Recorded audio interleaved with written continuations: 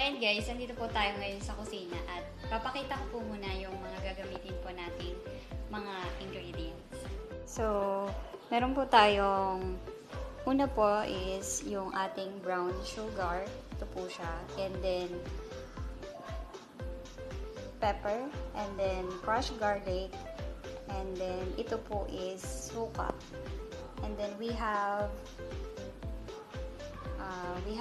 flour. Dapat po is siya ay cornstarch. Dahil wala po tayo, yan na lang po yung option na pwede.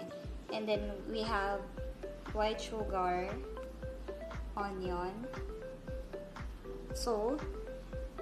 Ayan po yung ating ginamit na pinang-marinate, yung chili powder, and then we have bell pepper, and then the cabbage na gagamitin po natin for plating.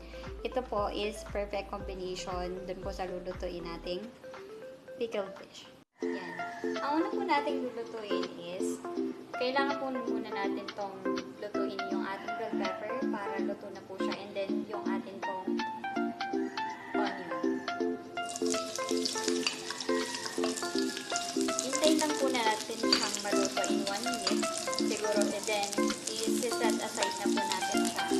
Then after po, dito po sa kabilang